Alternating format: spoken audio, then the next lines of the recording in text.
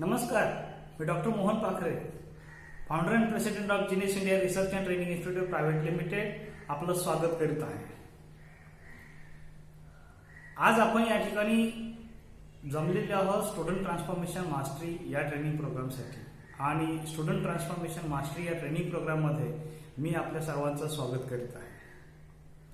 काय आहे हा स्टुडंट ट्रान्सफॉर्मेशन मास्टरी प्रोग्राम, याची थोडक्यात आपण ओळख करून घेऊया. स्टुडंट ट्रान्सफॉर्मेशन मास्टरी हा ट्रेनिंग प्रोग्राम पूर्णपणे मानसशास्त्रावर आधारित, मेंदूशास्त्रावरील आधुनिक संशोधनावर आधारित तयार केलेला कार्यक्रम आहे. आणि या ट्रेनिंग प्रोग्राममध्ये कोणताही विद्यार्थी त्याला अपेक्षित यश मिळवू शकतो. येस, हा आमचा दावाच आहे की कोणताही विद्यार्थी अपेक्षित यश मिळवू शकतो. कारण हे विज्ञान आहे, पूर्णपणे प्रोसेस जी आहे शैक्षणिक बेस जो तयार केलेला आहे हा वैज्ञानिक आधारावरती केलेला आहे, काही संशोधनावर आधारित केलेला आहे. आणि म्हणूनच या ठिकाणी जे विद्यार्थी प्रवेश घेतील त्या विद्यार्थ्यांना त्यांना त्यांच्या अपेक्षित असलेले यश हे मिळणार आहे. स्टुडंट ट्रान्सफॉर्मेशन मास्टरी हा ट्रेनिंग प्रोग्राम म्हणजेच एक यशाची गुरुकिल्ली आहे असं आपल्याला म्हणता येईल. यामध्ये तुम्हाला बरेचसे मेंदूशास्त्रावरील संशोधन आणि त्याचा अभ्यासामध्ये होणारा परिणाम ह्या सगळ्या गोष्टींची इत्थंभूत माहिती मिळणार आहे. त्याचबरोबर विद्यार्थ्यांनी कितीही अभ्यास चांगला केला किंवा कितीही कमी अभ्यास केला तरी त्याला मिळणारे मार्क्स जे आहेत हे ठराविकच असतात, त्यात विशेष बदल होत नाही. याचं काय रिझन असेल? आपण आतापर्यंत जर संशोधन पाहिलं, जर अनालिसिस केलेलं रिपोर्ट पाहिले तर आपल्या लक्षात येईल की जवळजवळ 80 ते 85% विद्यार्थ्यांचे पर्सेंटेज जसं स्टँडर्ड वाढत जातं तसतसं मार्क्स कमी होत जातात. म्हणजे 7वीला जे आहेत त्यापेक्षा थोडे मार्क्स 8वीला कमी, तिथून 2-4 मार्क्स 9वीला कमी, त्यानंतर 10वीला कमी, 11वीला कमी, 12वीला कमी. म्हणजे हा स्लोप हा जवळजवळ 80 ते 85% विद्यार्थ्यांच्या मध्ये हळूहळू कमी होत जातो. एक 5% विद्यार्थी असतात की जे स्टेबल असतात, 5 ते 7% असतील की ज्यांना विशेष फरक पडत नाहीये. स्टँडर्ड 7वीला, 8वी, 9वी, 10वी यांचा बॅलन्स सेम असतो. आणि काही 5% विद्यार्थी असतात की जे दरवर्षी त्यांचा स्लोप हा वरतीच जात असतो, तो कमी होत नाही. पण मेजॉरिटी जर पाहिली तर मेजॉरिटी एकतर ते स्टेबल असेल किंवा आहे त्यापेक्षा कमी मध्ये. हा नेमका स्टडी ब्लूप्रिंट काय आहे, आम्ही कुठे आमच्या गाडीला ब्रेक लावलेले आहेत? अभ्यासाचं प्रमाण वाढतच चाललेलं आहे परंतु मिळणारे पर्सेंटेज मात्र कमी होत चाललेले आहे. याचं नेमकं कारण काय असेल? तर या कारणाची पूर्ण डिटेल्स तुम्हाला प्रॅक्टिकली या कार्यक्रमामध्ये बघायला मिळेल. दुसरा मुद्दा असा आहे की मुलांनी अभ्यास का करावा, वेगवेगळ्या विषयांचा अभ्यास का करायचा असतो, त्या अभ्यासाचा, त्या पुस्तकांचा अभ्यास केल्यानंतर त्यांना नेमकं काय मिळणार आहे, आयुष्यभरासाठी काय मिळेल. टेम्पररी आपल्याला मार्क्स मिळणारच आहेत परंतु आयुष्यभरासाठी आम्हाला कोणती गोष्ट मिळेल. शाळेमध्ये कॉलेजेसमध्ये ज्या परीक्षा घेतल्या जातात त्या परीक्षा का घेतल्या जातात, त्याच्या पाठीमागचं सायंटिफिक रिझन काय आहे. तर या सर्वांची उत्तर तुम्हाला या स्टुडंट ट्रान्सफॉर्मेशन मास्टरी या ट्रेनिंग प्रोग्राममध्ये मिळणार आहे. ऍक्च्युली अभ्यास करत असताना किंवा मार्क्स मिळवत असताना नेमकी गाडी कुठे अडकते हा जो मी मुद्दा विषय तुमच्यासमोर मांडला होता त्यालाच अनुसरून एक गोष्ट सांगावीशी वाटते की या ठिकाणी गोल सेटिंगला खूप महत्व आहे. पण ते कोणतं गोल सेटिंग? नॉर्मली विद्यार्थी दशेमध्ये गोल सेटिंग म्हटलं की आपण एकच ठरवतो की पर्सेंटेज. पण फक्त मार्कांचं गोल सेटिंग न करता त्यांच्या आयुष्याचं गोल सेटिंग विद्यार्थी दशेमध्येच व्हायला पाहिजे आणि त्या विद्यार्थी दशेमध्येच केलेल्या गोल सेटिंगला अनुसरून विद्यार्थ्यांनी अभ्यास कसा करायचा, नेमकं काय करायला हवं, कुठे फोकस करायला पाहिजे, कोणत्या गोष्टी मिळवण्यासाठी त्याची धडपड असायला हवी, ह्या सगळ्यांची इन डिटेल माहिती, पूर्णतः माहिती तुम्हाला या स्टुडंट ट्रान्सफॉर्मेशन मास्टरी या ट्रेनिंग प्रोग्राममध्ये मिळते. प्रत्येक पालकाची इच्छा असते की माझ्या मुलाने परीक्षेमध्ये चांगले मार्क्स मिळवावे, 90 पेक्षा जास्त मार्क्स मिळाले पाहिजे, अशी प्रत्येक पालकाची इच्छा असते. त्याचबरोबर त्याने स्पोर्ट्स ऍक्टिव्हिटीमध्ये असायला हवं, बाकी वेगवेगळे जे काही क्षेत्र आहेत तिकडेही त्याने चमकायला हवं, म्हणजेच माझा मुलगा ऑलराऊंडर व्हावा असं प्रत्येक पालकाला वाटत असतं. आणि यासाठी त्यांचे प्रयत्नही चालू असतात. वेगवेगळ्या ठिकाणी क्लासेस घ्यायचे, त्याच्या ऍडमिशन्स घ्यायचं, कुठे स्केटिंगला पाठव, इकडे बॉक्सिंगला पाठव, ड्रॉइंगसाठी पाठवलं जातं, गायनासाठी पाठवलं जातं, डान्ससाठी पाठवलं जातं, चांगल्या स्कूलमध्ये ऍडमिशन दिले जातात, चांगल्या कोचिंग क्लासेसला त्यांना पाठवलं जातं. पण हे सगळं करत असताना नेमकं आपण कशाच्या पाठीमागे धावतोय हे मात्र पालक विसरतात. त्यांचं ऑलराऊंड डेव्हलपमेंट कशी होणार आहे, त्यांच्या करिक्युलम मध्ये त्याचं ऑलरेडी एक ब्ल्यूप्रिंट तयार करून दिलेली आहे.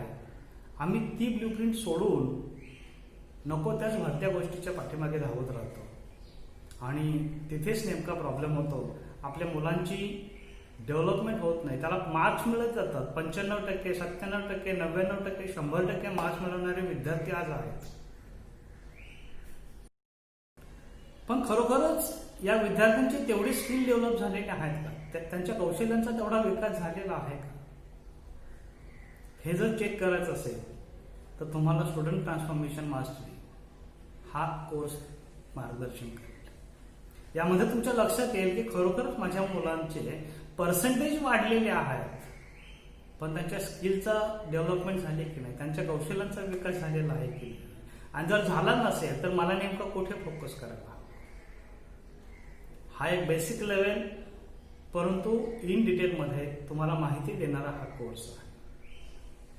हा कोर्स विद्यार्थ्यांच्यासाठी जेवढा महत्वाचा आहे तेवढाच हा पालकांच्यासाठी महत्वाचा आहे आणि म्हणून विद्यार्थी आणि पालकांना एकत्र या ठिकाणी प्रवेश दिला जातो.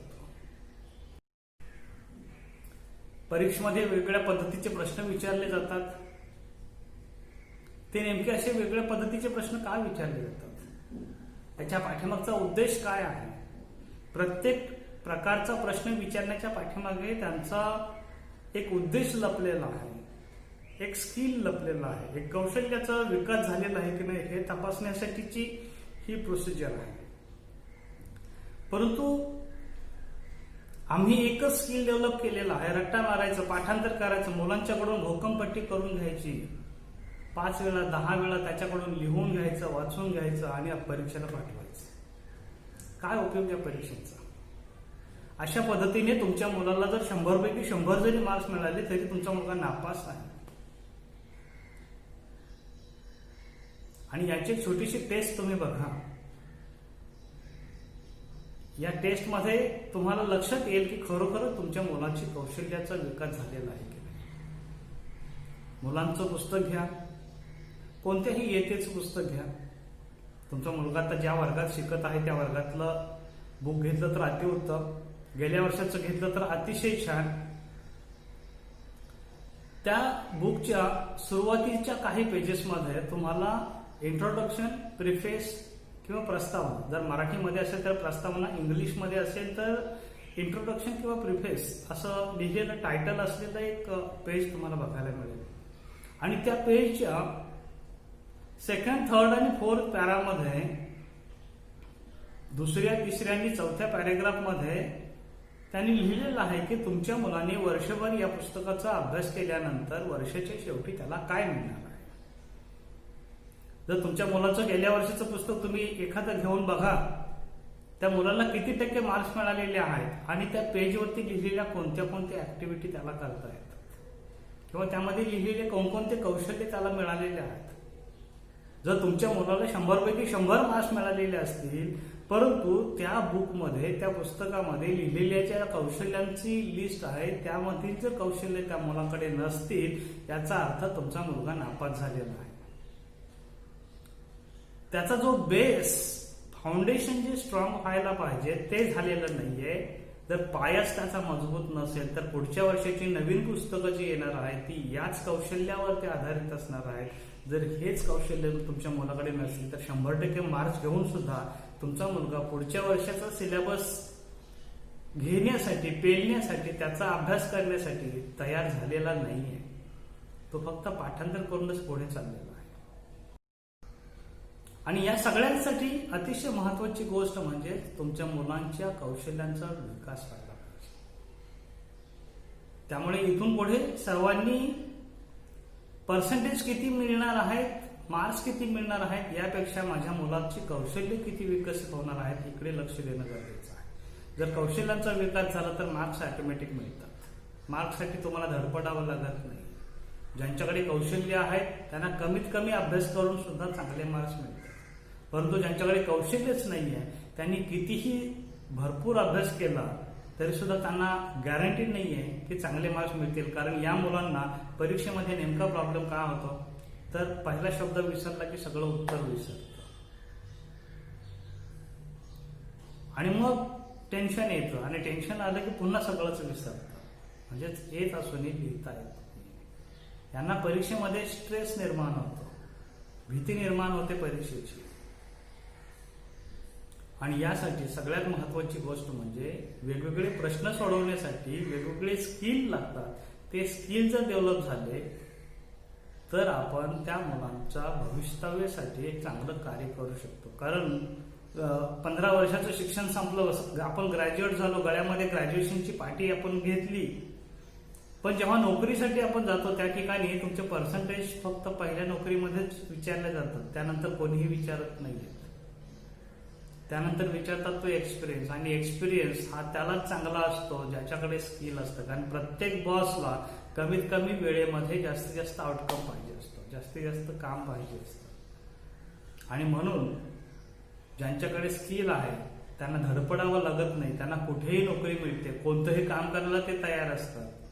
आणि जे काम हातात घेईल ते चांगल्या पद्धतीनं करण्याची कुवत, ताकद त्यांच्यामध्ये असते. कारण त्यांच्या स्किलचं डेव्हलपमेंट झालेली असते. आणि म्हणून आपल्याकडे वेगळे टूल्स असायला पाहिजे, म्हणजेच आपल्याकडे कौशल्य असायला पाहिजे. हे जर कौशल्य असतील तर या कौशल्यांचा विकास झाला असेल तर आपल्याला पर्सेंटेज मिळवणं अवघड नाही. आणि हा स्टुडंट डेव्हलपमेंटचाच एक पार्ट आहे. स्टुडंट ट्रान्सफॉर्मेशन मास्टरीमध्ये या सगळ्या गोष्टींचा तुम्हाला ओळख व्हावी, तोंड ओळख व्हावी, यासाठी हा सिलेबस आपण तयार केलेला आहे. सर्व पालकांना माझी विनंती आहे की त्यांनी ताबडतोब कोणत्याही पद्धतीने वेळ न दवडता हा कार्यक्रम लवकरात लवकर अटेंड करावा, की जेणेकरून त्यांना आपल्या मुलांच्या समस्या काय आहेत ह्या समजतील आणि योग्य वेळी योग्य पाऊल उचलण्यासाठी त्यांना मदत होईल.